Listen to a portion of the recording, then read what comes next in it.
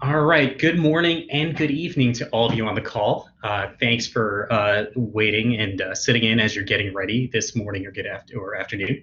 My name is Vivek, and thank you for joining us for this session that we were eager to share with you quickly because of obviously the current events. We'll get started shortly, but as people are still getting set up, I wanted to go over a few housekeeping items. Um, Participants are muted by default, just as a courtesy to the other speakers and attendees.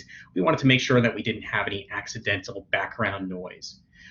Definitely leverage the chat. We have a lot of Blackboard team members here that represent various teams, so keep the conversation going there. And if you didn't hear me mention this earlier, we are going to be sending out a recording in the next 48 hours, and we'll also post this to the community site. So if you have colleagues who will be interested in this session, feel free to share it there. So what initiated this session is self-evident, but the reality is that the coronavirus is impacting all areas: education, retail, sporting events, financial markets. What seemed like a situation that might stay isolated in one region and pass has now started to impact all regions of the globe. From schools suspending travel and study abroad programs to extending their spring breaks or holidays, and in some cases transitioning fully online. In North America, we've seen some schools that have decided to do that for the foreseeable future, and others have also looked at that route as a way to just test their systems and see if they are ready, and see if their instructors are ready, and their IT and support. So many of you that are on the call have been tasked with or actively looking at approaches to prepare for situations where you might need to transition to a more hybrid, asynchronous online or synchronous online delivery model. We didn't want today to be about specific features or functionality or even Blackboard products themselves. Our goal is to really provide you with some guidance and tips to help your faculty, students, and staff in the event that they need to shift more of their course components online. So today you'll see topics around developing a consistent communication method to engaging students virtually. I will call out that this is intended just to be a continuation of the conversation and just part of the conversation. Based on other questions that you ask, we'll add to our communication channels with additional webinars, blogs, or some other vehicles. We could probably spend the entire duration on any one of these topics, and also just based on some additional notes and feedback we had gotten from the first two sessions we had run with this, we're going to go deeper and build things out in the next coming weeks. So before we start, I want to just put up another poll question and just ask you all, or you can just type into the chat as well, have you already had to change some of your delivery practices? Has that already impacted you? So feel free to type that into the chat.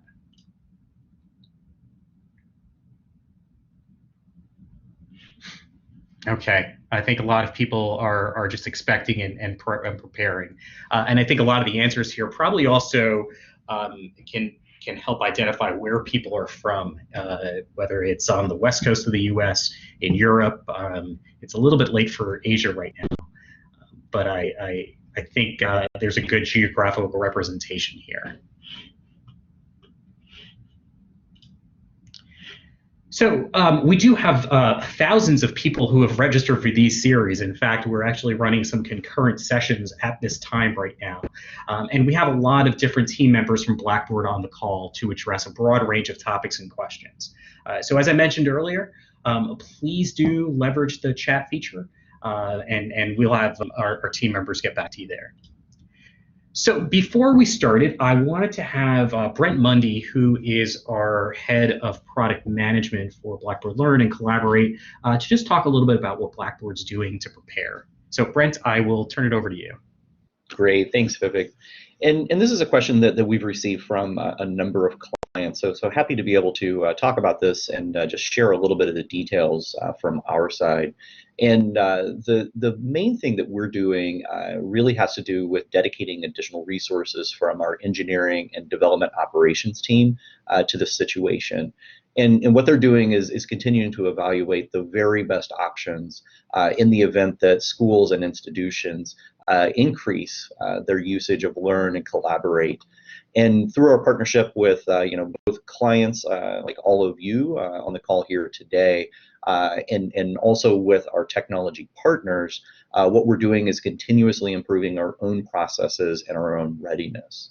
And as many of you know, our SaaS-based technologies, and that includes both Blackboard Learn and Collaborate, they do allow us to scale in times of heavy usage.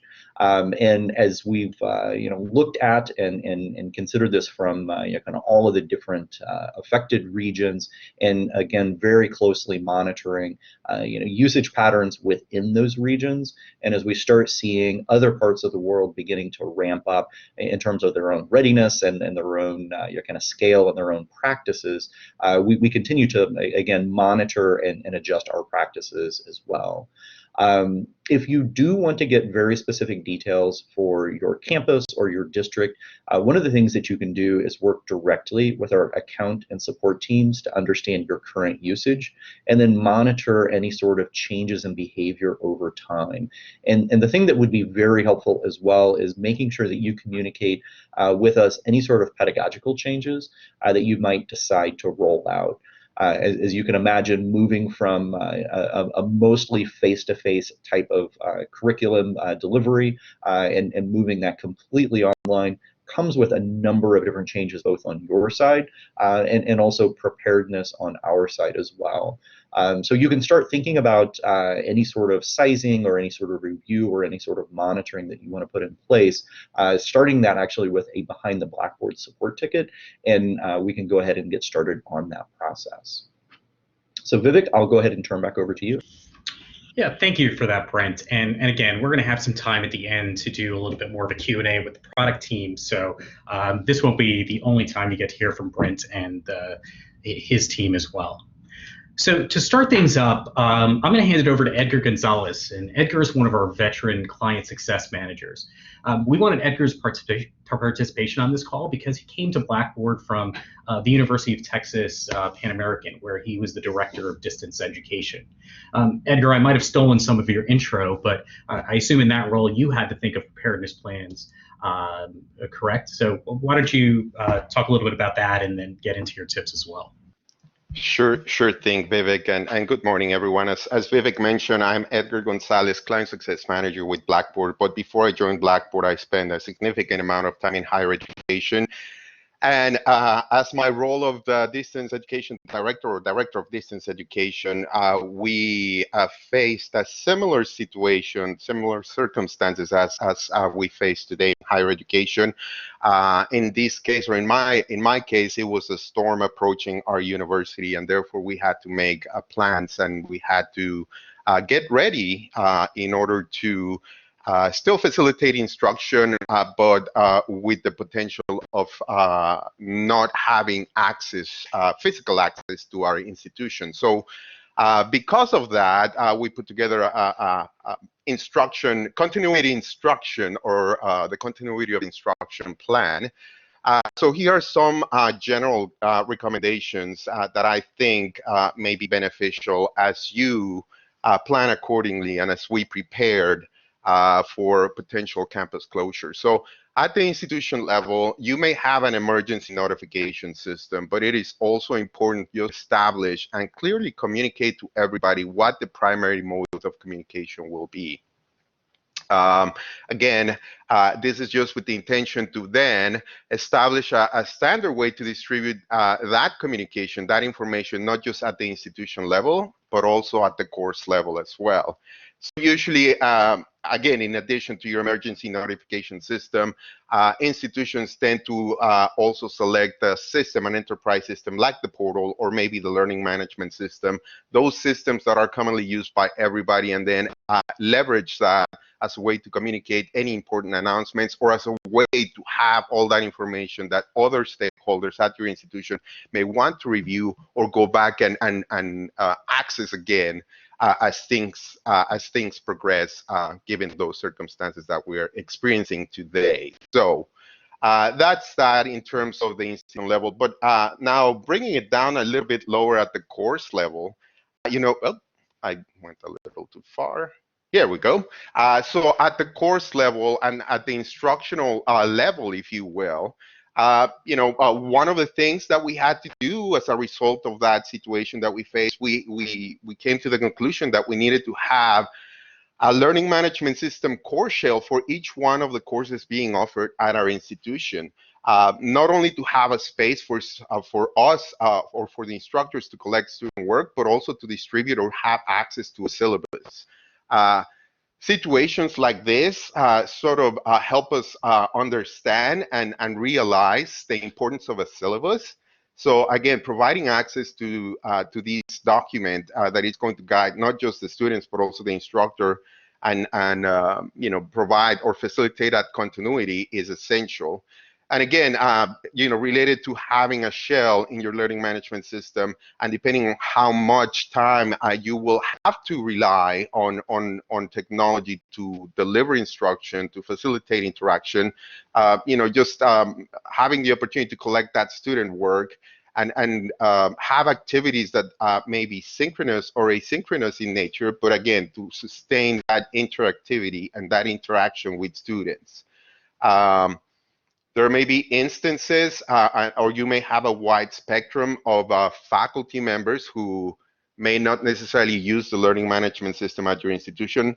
And then the other side of that spectrum is instructors that leverage not just every tool, but also third-party integrations and all of that. So again, just having the opportunity or providing the opportunity, rather, for those students, not just to have access to the syllabus, but also for them to submit work, and from the instructor's point of view, also to have the opportunity to assess learning, depending on how long you need to leverage this mode of communication and instruction because of the circumstances. So again, just the importance of the learning management system, the different tools available, but most importantly also, and this is more for the majority, based on the poll, for the majority of the attendees here today, just how do you provide support, not just for the students, but also for the instructors and the faculty members as well? Because keep in mind, and going back to that spectrum that I mentioned, there may be some instructors that their learning management system may be relevant to them. But again, given the circumstances, they might have to leverage that technology in order for them to continue that opportunity for students to learn. And because of that, it is important for you, the institution, to align resources that are going to empower that faculty member, going to empower that instructor, and at the same time provide that support for students as well. So, so just compiling faculty support and instructional resources is essential for all of these.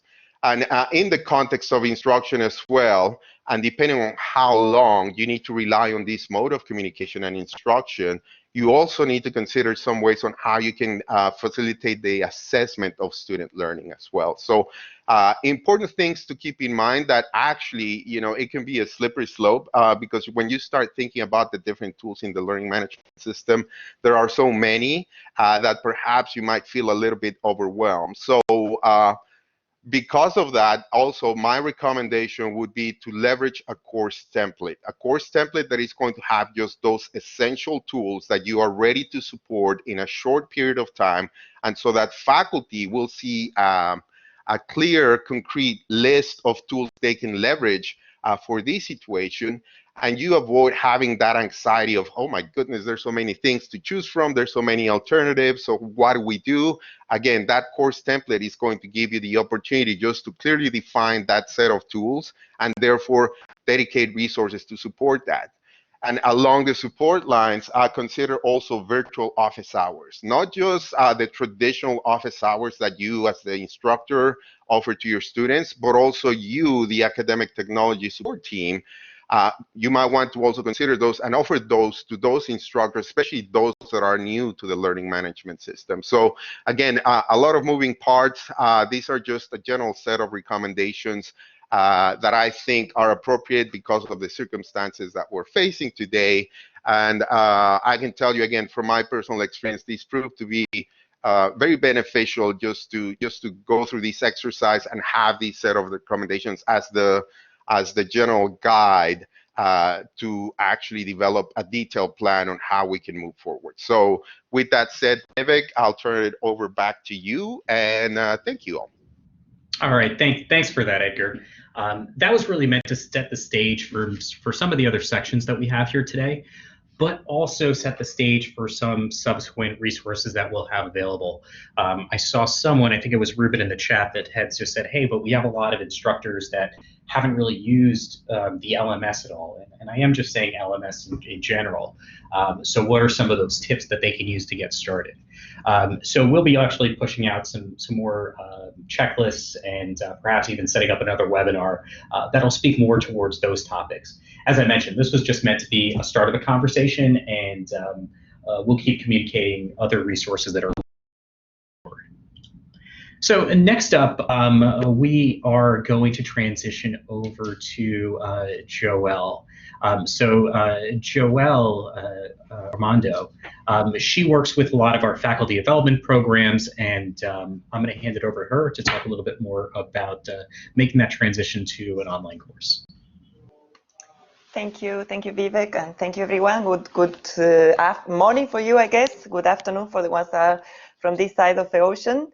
And again, I'm going to say something that Vivek just said. This is a very high level introduction, but we hope it's the beginning of a conversation that we can keep going during this time. So what we're thinking here is about the transition from face-to-face to online in this type of circumstances in which we need to make a rapid transition. So we don't really have time to design a course from scratch and to use all the design principles that we should use for online learning, and we would need to keep it to the basics. So I would like to highlight the basics of course design that might help to transition from the faculty perspective to online teaching.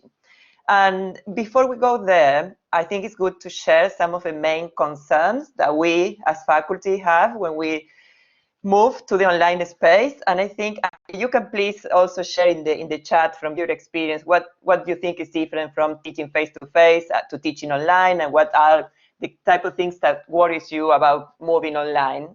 From my experience and from what we hear from the institutions we work with, usually faculty say that they like seeing the face and the reaction of the students, exactly, keeping connections with the students alive. And online, there's probably the risk of missing that, so not having the immediate reaction from the students, and needing to change communication methods and to use new communications methods that might need different tools. Also, there's sometimes concern about engagement and collaboration. So how do we do group work and collaboration when we are online? And the fourth usual concern is about time investment, how much time takes to create an online course, to create resources for an online course. Javier, thank you. Yes, exactly. Hands-on practice, how we do that online. So it's not an easy problem that we are talking here. And we probably will aim for the basics that will allow us to keep teaching in these circumstances, and we'll probably iterate in the future to create a course that it's more excellent in terms of online learning. And finally, of course, teaching online will require some redesign. So we might not have time now for a full redesign of a course, but it will require some investment on the redesigning some materials, providing some materials online, and providing some activities online. So I will go to the next slide. And basically, I think we can, and Nicole, virtual labs and demos are options if lab. Yes, exactly. There are options for online for that. And Stan, thank you. Please keep sharing in the chat these, because I think it will probably be difficult for me to follow up all the conversation, but I think you are sharing resources that may be really useful for the other people. So please keep sharing. And in terms of principles for transitioning from face-to-face to online, and again, keeping it to the basics, we can probably use this differentiation between course design and course facilitation. So if we focus first on course design, this alignment between learning objectives, instructional activities, and assessments will be the same if we teach online or if we teach face-to-face. So we need to keep our activities and content aligned with the learning objectives, and our assessments aligned with the activities, content, and learning objectives. So that's the basics of teaching either face-to-face or online. And we are not going to change probably our learning objectives when we move online, so that's good. But we definitely will need to look at the content presentation, so different alternative ways of presenting content. We cannot reproduce the lesson, the lecture that we have face-to-face. Even if we have these virtual classrooms, it's not a good recommendation to go online and do 2 hours lecture. That's not going to have the same effect that we have if we teach face-to-face. So I will focus on how some principles to make content presentation online effective, and instructional activities, and then some bits about the course facilitation.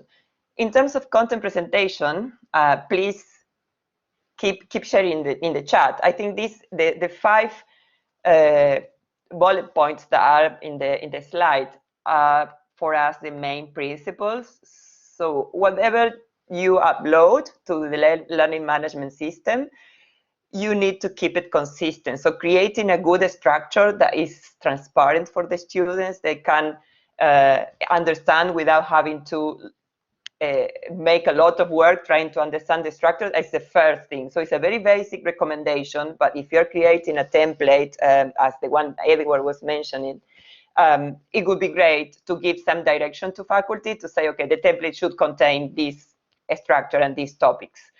That will help academics to keep it consistent. Keep it relevant. So as teachers, we're very tempted to provide a lot of resources to our students when we move online because it's easy to link to different things. But keeping in mind that our main role as teachers, one of our main roles as teachers is curating the content for our students. So making sure that the content is actually relevant for them. And one way to do that is also signposting. So really explaining why you're including that content, that resource in the online course, and why it's important for them to go through that content. Finally, there is always some discussion around media, and at some point, some people will say, oh, it's better if we provide content in media, content in videos that is more interactive, is more engaging. I would like to hear your opinion in the chat before I say my particular opinion. If you think that really video is more engaging than presenting content in text, I will hold on my opinion for a second while you type in the chat your opinions. But definitely we need to make sure that all the content that we provide is accessible. So any opinions on video versus text-based content in an online course? Video is only better if it's good. Exactly. I didn't want to say like that, but exactly is in. Mixture of written lectures, quizzes, exactly. Depends on learner types and prefer video, exactly. So it's sometimes, again, we tend to try to reproduce our traditional lecture or face-to-face with uploading a lot of videos. So keeping the videos short, making sure that the videos are relevant for the students. Videos need to provide some kind of extra value, otherwise the text is as valuable as a video, isn't it? If we're going to just provide a video with us talking to the camera, it might be good to set up some kind of personal message, but at the end of the day, it's better if the students have the right media for the right type of content. So a mix of, as Shannon is saying in the chat, a mix of readings, videos, podcasts, recorded lectures, that probably would be the best combination, always taking into account the content. And that's why I like Mark or the art history lectures, because it depends on the content, and it will change depending on the content. So I will move to the activities quickly, and in terms of activities, Oh, thank you, Roger, for that comment. Yes, that should be part of the basic principles in content presentation. So modularity is really important. So consistency, relevance, signposting, and modularity. So chunking the content when possible, so students can take these short lessons and they don't need to go through a long piece of content altogether. So thank you for contributing that. In terms of activities, we tend to think that students are digital natives, so they don't need any kind of practice with digital tools. They will go and be able to start working with LMS and the digital tools right away.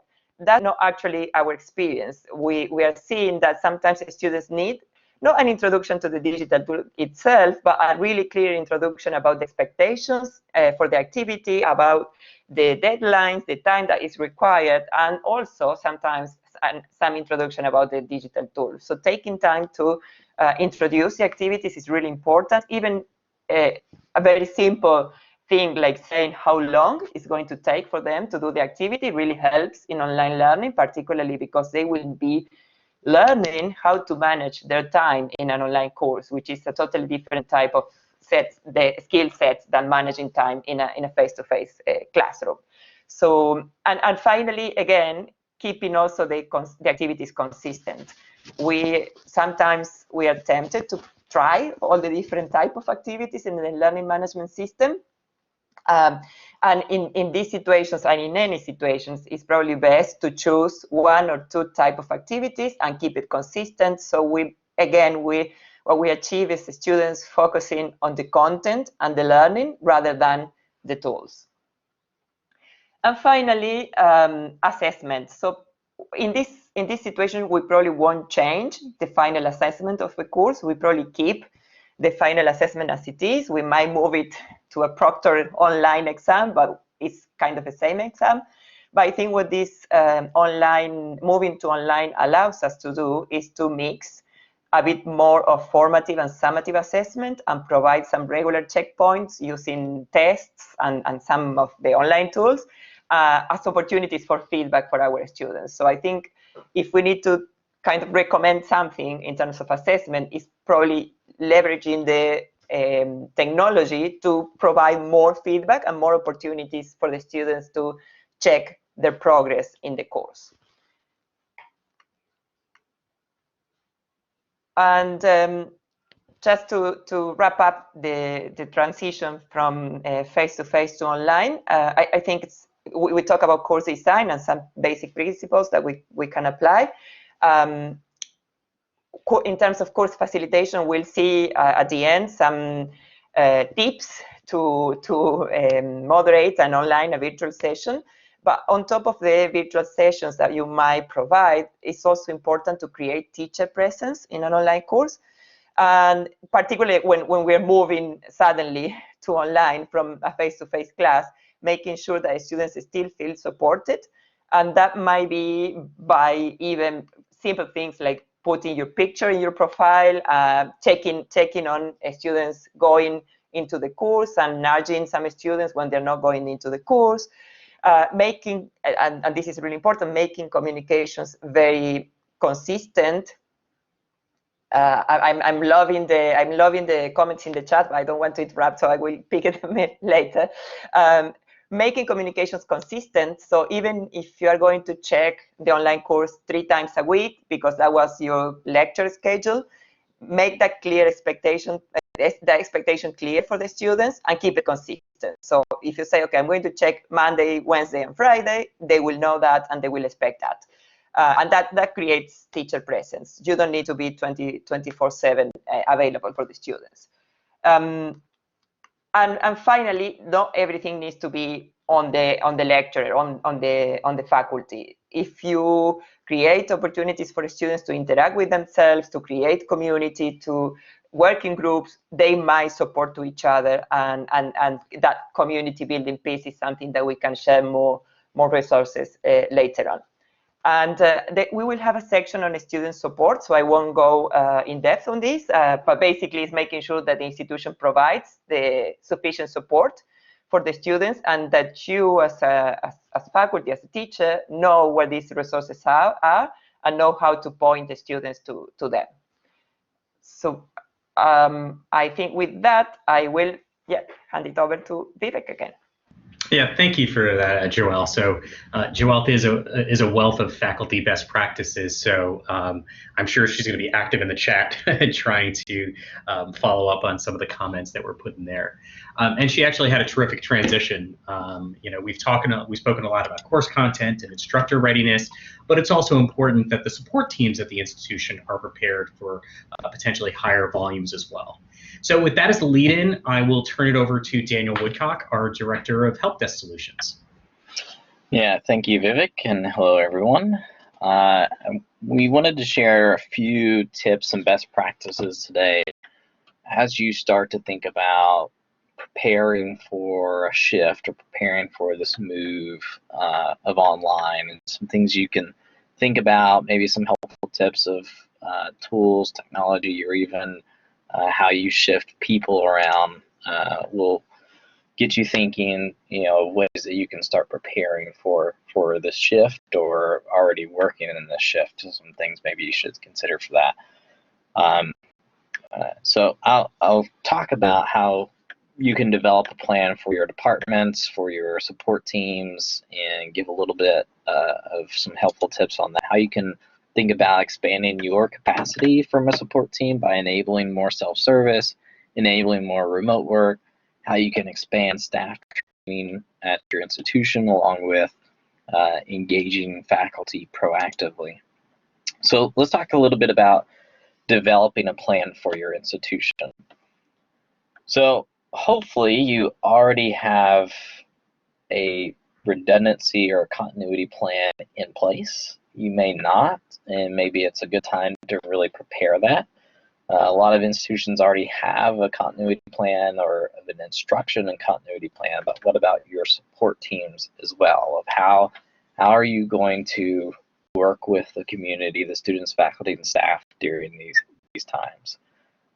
So think about just a few things as you should develop a plan. There's many wonderful resources that are out there that you can leverage to help think about these plans, whether you're talking about companies like Gartner or Infotech that has planning around help desk that you could look at. But also, as you start to develop this plan, think about these things. Number one is the service levels. You'll need to decide, what is the minimal acceptable service desk solution that you can have in place during these times. Some institutions might go as minimum as a self-service site, in making sure that you're arming your students and faculty with the resources on the self-service site. And I'll talk more about that here in just a moment. What kind of hours of availability that you'll have. And then once you have an idea of the service levels, is then to transition and considering the technology and the people that you have either already have purchased or have with the people, or you can think about ways that you need to get more technology quickly or adjust things. A lot of the things that you might think about is telephony systems or your service desk platforms, or even some monitoring technology to check usage and monitor those things. You should also consider failure scenarios.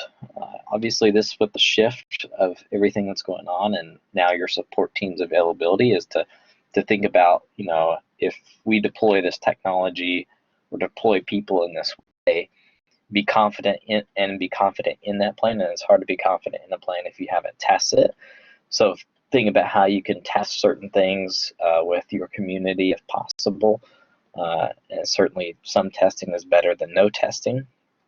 And then also consider your communication plan to your community about what support resources will be available, how you communicate that, and where that communication goes to. Secondly, once you have identified at least a little bit of your plan for continuity or redundancy in this, is to think about how you can expand capacity for more self-service. In the help desk world, we always have a strategy that we talk about is to shift left, and meaning to move things more to a self-service capacity. There's a lot of different ways you could have self-service, whether that's a self-service website. You can also look at e-automation, chatbots, IVR systems that are critical for you to evaluate in times like these of how you can leverage them and do it quickly.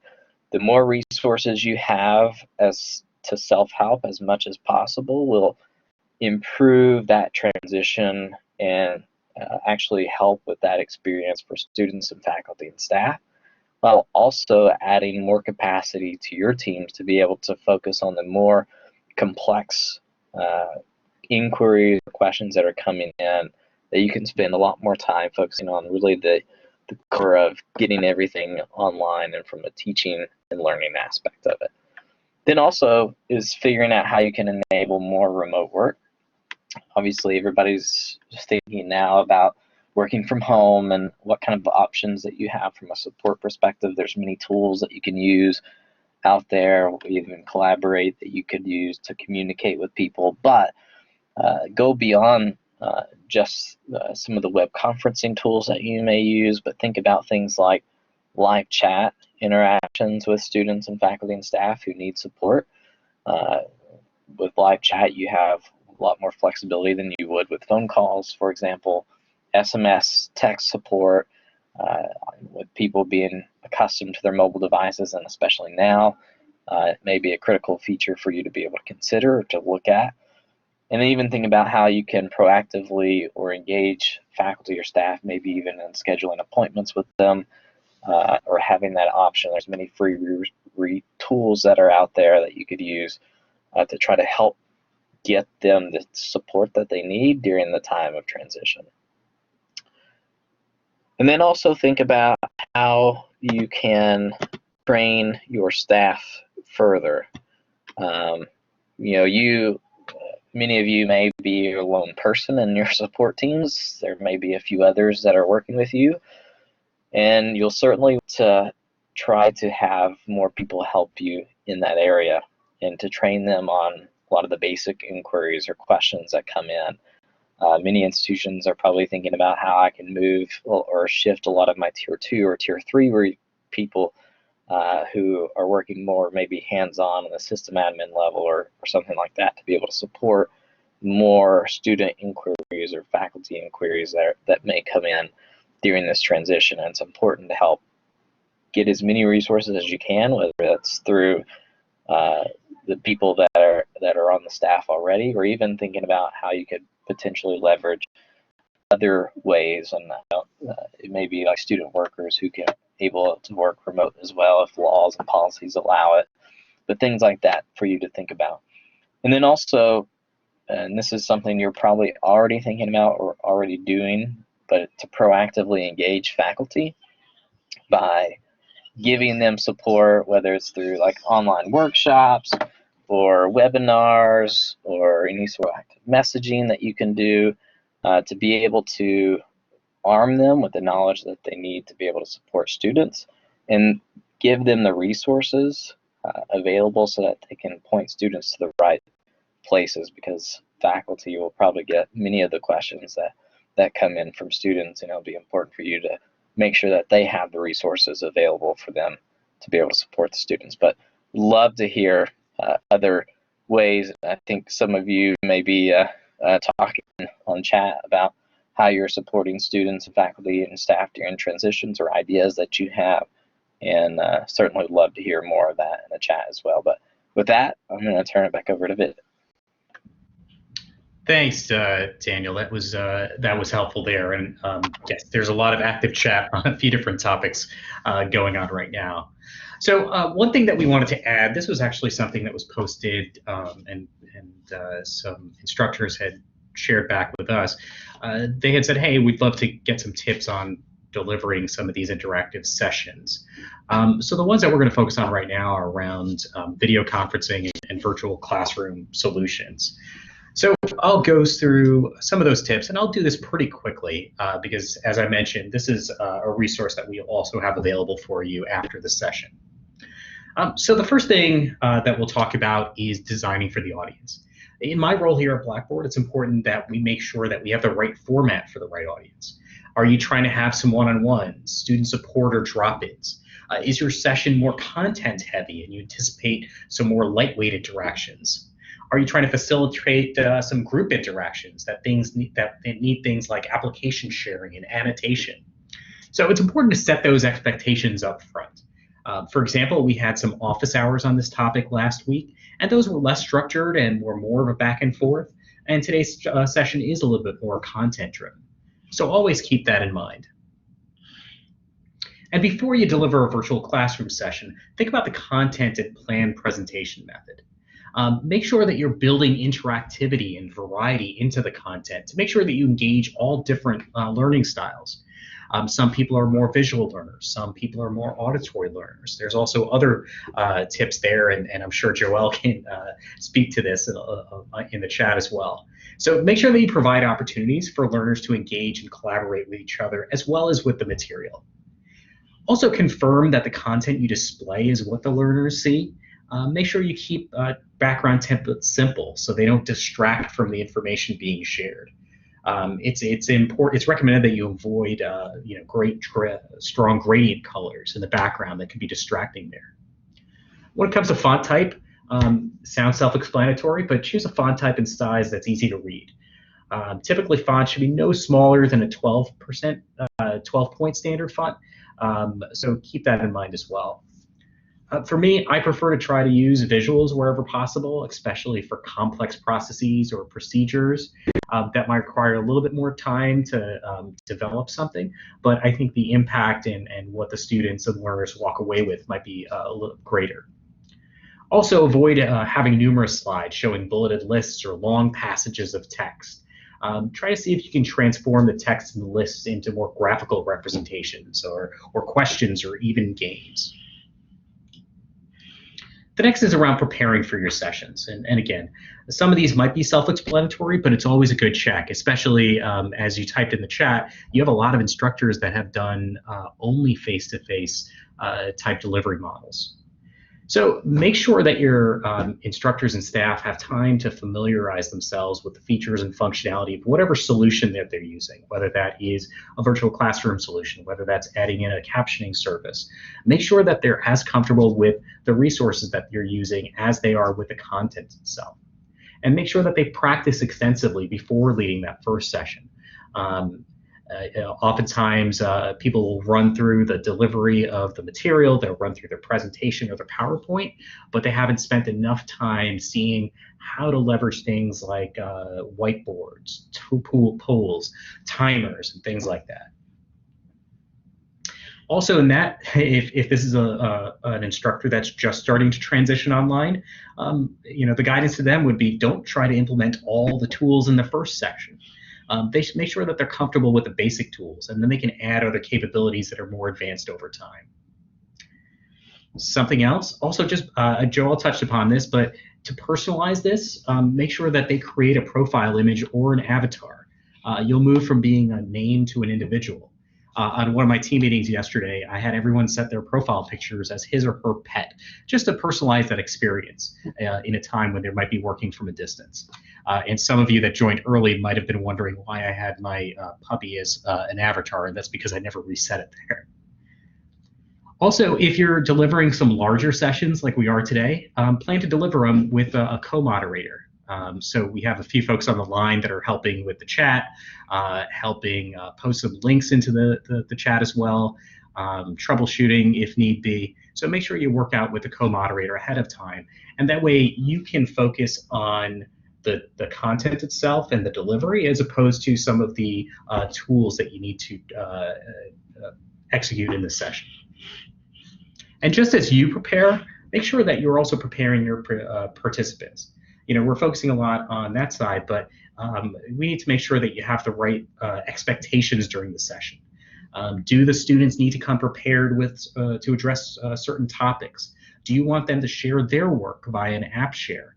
Do you need them to participate actively in the groups? Do you need them to turn their webcams on? Make sure they have those expectations, and make sure that they're comfortable with the tools as well. And going what I said, what I said a little bit earlier about making sure you keep the focus on the delivery. nothing is more detrimental than not joining early enough to make sure you can do some system checks, sound checks, and things like that. I know that I've made the mistake before of jumping onto a session a little too close to the start time, and then having to spend time during the session to open up tabs, to open up applications that I want to share. In a distance environment, that's a little bit tougher to keep the audience's attention. And I'm going to move quickly through the last few pieces because, as I mentioned, we're going to make these available later. So as the session begins, make sure that you greet the participants, remind them of some of those checks, make sure that they let you know if they're stepping away as well.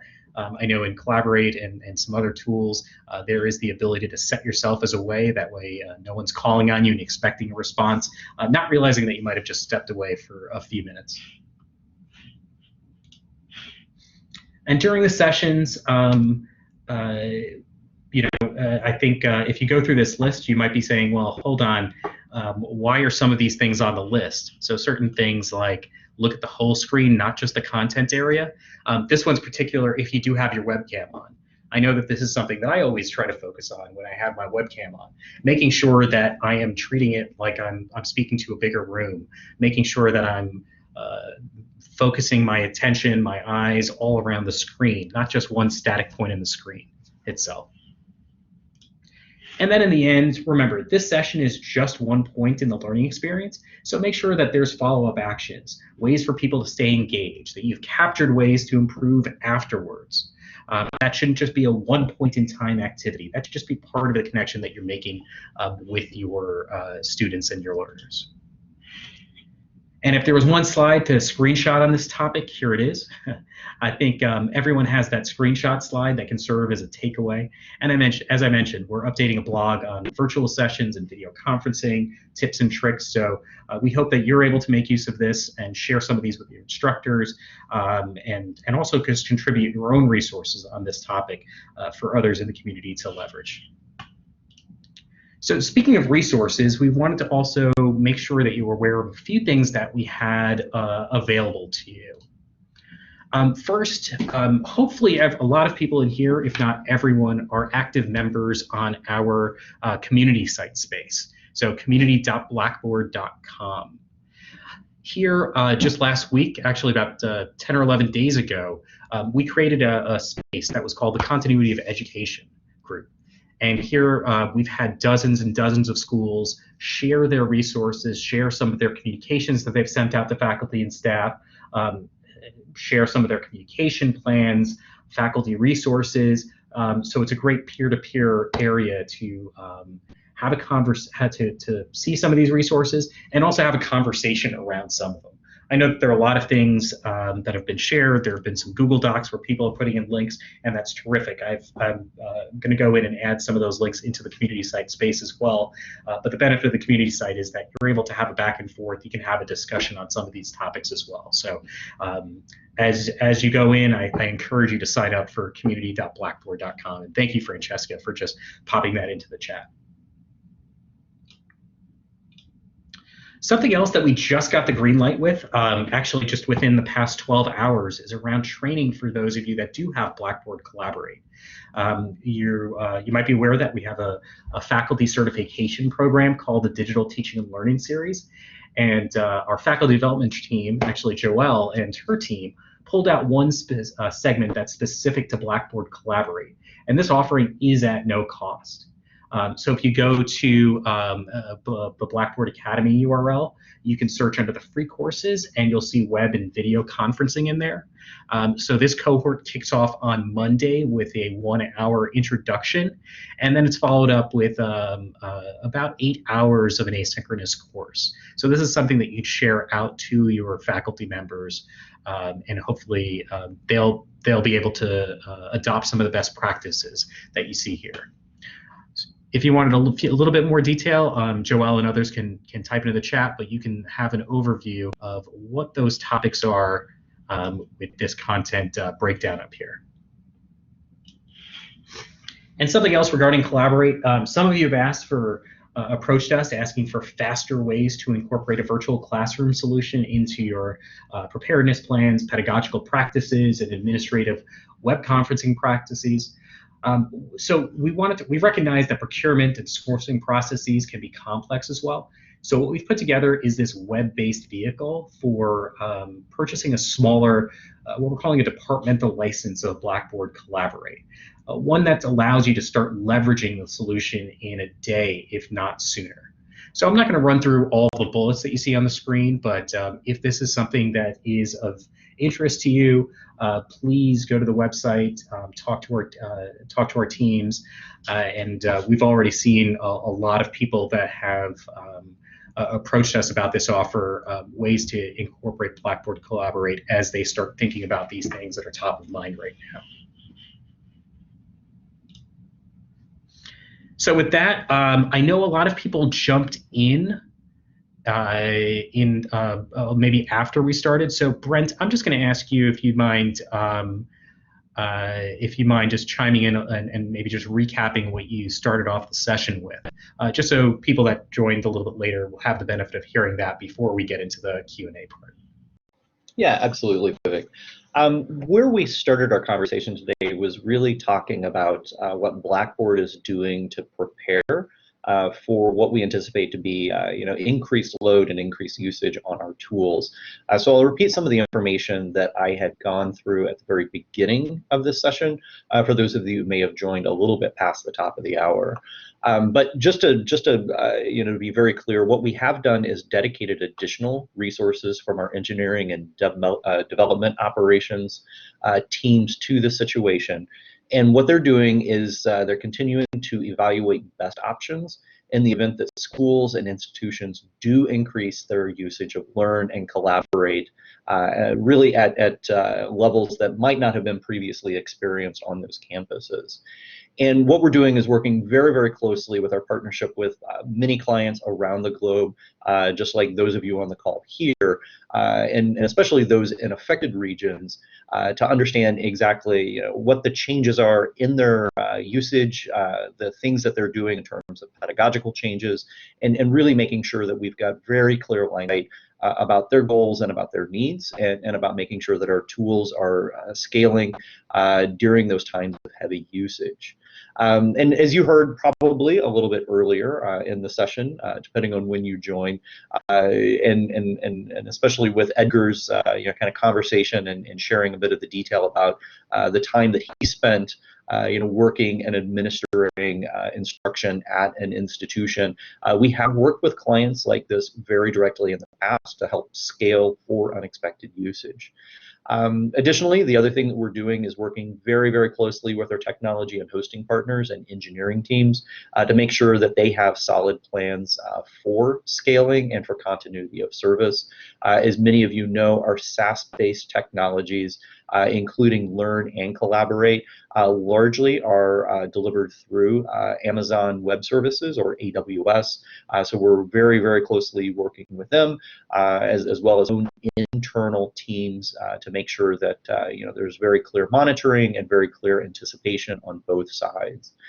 If you want to get specific about the details of your campus, you can work very directly with our account and support teams to understand what your current usage looks like, monitor changes in behavior over time.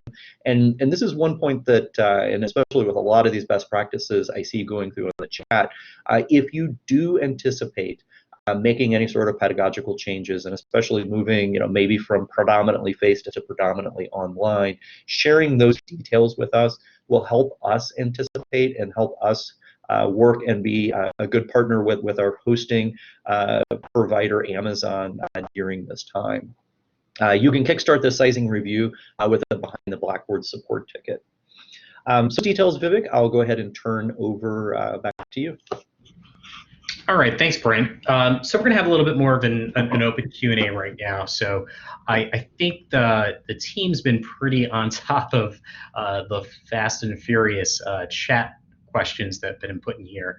But Brent, Sandeep, or anyone, as I'm about to kind of go and scroll through the chat, is there anything that you already answered in the chat that you want to go verbal on and make sure that the broader group had heard? So one thing I will put in real quick, very generally, and this will be maybe a series of links here. The first is around just the main link into help for Collaborate. So a lot of times the questions that I see asked, or maybe the scenarios, oftentimes are answered within the help site. Because sometimes it is best practice, sometimes it is change of behavior, sometimes there is configuration involved, but oftentimes help is a great place to start to get those answers.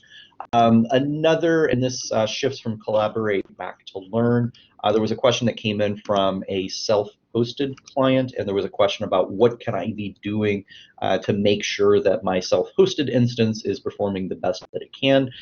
So again, putting in another link here just to talk about the performance optimization for self-hosted environments. And then finally, one other strong topic that came up, and this came up in terms of a number of other and different services around annotations, transcriptions, closed captioning. There were a number of different kind of threads that were weaving through that. But I also wanted to drop in the live closed captioning link for Collaborate. So if you do have someone that is able to take on that role as a captioner, like what we have on our session here today, this is a way to connect that person into those capabilities inside of a collab session, just so that way those captions are captured as part of the session itself. Those are, I believe, all of the ones that I saw that kind of rose to the level of just readdressing Vivek, but happy to stay on here in case there are additional questions that come in. Great, thank you for that. So I am going to just jump in, and I know this question had come up with around the recording. So we'll have that sent out hopefully in the next 48 hours. We're probably going to pick what we deem as the best session, or and send that out, the one that had maybe the most questions, that is the most applicable to the broader group. So we'll share that out, as well as recapping this on the community site as well. Sandeep, I know you've been answering a lot of Collaborate specific questions. Any of them that you want to go verbal on? I'm watching the chat here, Vivek. I don't see any in particular to go verbal on at the moment, but happy to stay on here for a bit longer. So if any Collaborate questions do come up, we can take those live on the mic. Sure. Vivek, go ahead. this is Edgar. Yeah, I saw earlier in the chat somebody made a comment or a question rather. What about those students with disabilities? So one thing that I think we need to keep in mind and do not forget, not regardless, but in addition to all these information and resources, it is very important to engage the office or the team at your institution who focuses on how to facilitate access to instruction for those students with different abilities. So it is a very good point and a very good question raised in the chat. And yes, there is a need for you to not forget, or it is essential for you to be inclusive and think of all students, regardless of whatever learning abilities. And because of that, engage the team in charge at your institution to help these students to make sure that these adjustments that we will be going through also account for all types of students. So just wanted to comment. Great, thank you for that, Edgar. I think I will go verbal on something Sandeep had put in. Yes, you can stream video in a Crown browser and tab. And that audio and video stream can go to the attendees in the session. I thought I had seen that asked a little bit earlier as well, so I thought it was worth communicating out.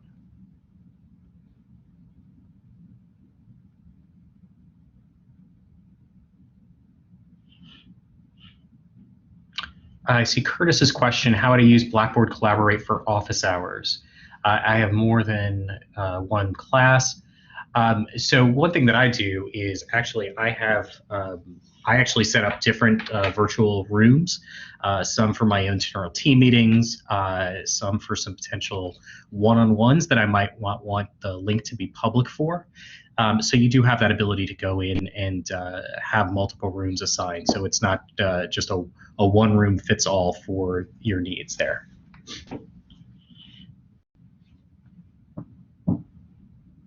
Sure, Brent, I'm going to toss this to you since people have heard my voice a lot today. Just a quick, maybe a quick elevator pitch on some of the different technologies that we've referenced, because that's a very good point. Some faculty members just know that they're using Blackboard and they might not be as familiar with some of the product naming and product terminology. Thanks, Vivek. I was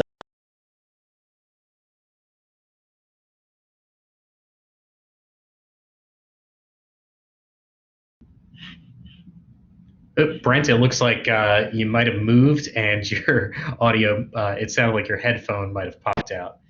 So I'll try to answer. Oh, there you go. Now you're yep, back.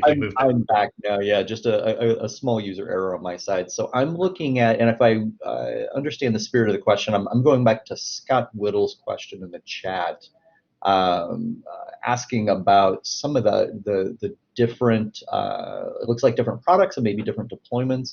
Is that the question you want me to address? Yep, Brent, that was it. Just because a lot of the academic technologists are familiar with our product naming, but a lot of the faculty just know that they're leveraging Blackboard. So we referenced a few different things today, so it might be good to just have that quick 101 so people know what we've been speaking to. Yeah, absolutely. So the way that we talk about, and I'll start with Learn and then I'll talk about Collaborate as well.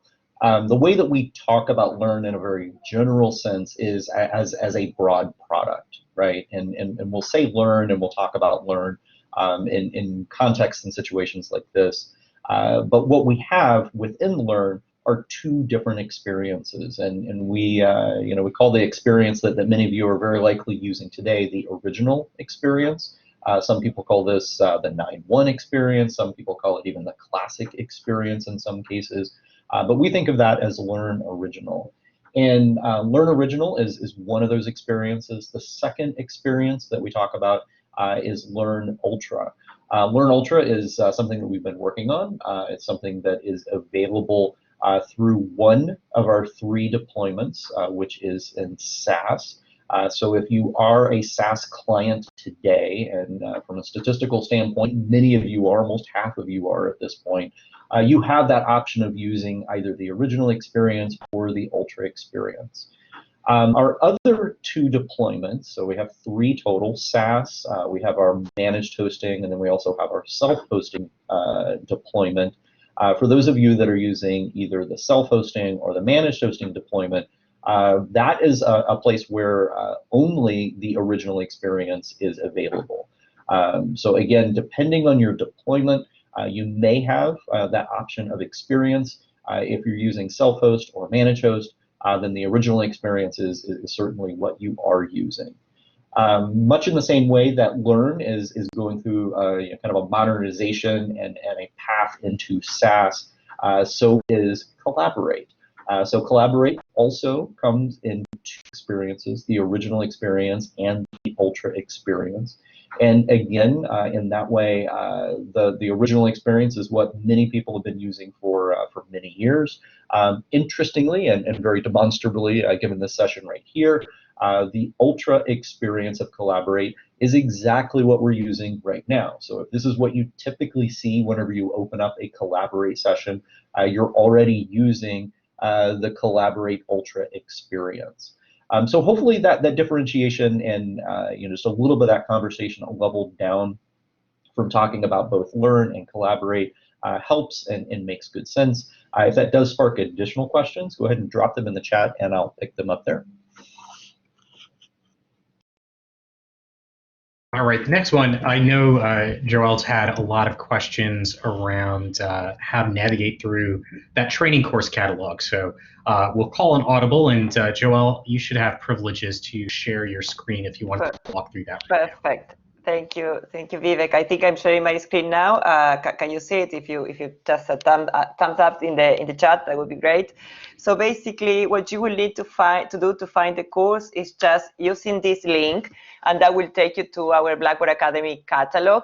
The course is in the second page, so you see showing one of 7 here. It's 6 only courses, so that's why you're not seeing it in the first page. But if you quickly search for web, that will take you to the web and video conferencing fundamental course, or if you tick the free courses only, that will take you to the course. And you just select the course, click enroll now. If you don't have a user in Blackboard Academy, you will need to sign up. That's a really quick process, and you get the confirmation of the enrollments, and you will be able to access the course from the next Monday. I think that's a quick demo, but if you have more questions, please reach out. I will put an email address that you can ask questions to. Perfect. Thank you for that, Joelle. So I'm looking at the attendee count, and I know a lot of people probably had to move over to their meetings at the top of the hour. So what I'm going to do is end the recording now, but the Blackboard team will stay on the line for another few minutes just to see if there are other questions that come in. So I wanted to thank you again for taking time out of your morning or your afternoon, and hopefully you all have seen the community site, some of the blogs we pushed out, and as I have been reiterating in the session, this is meant to be a continuous communication cadence with you that we partner with. So thank you again for joining, and definitely reach out to us if there's anything else we can do to support you.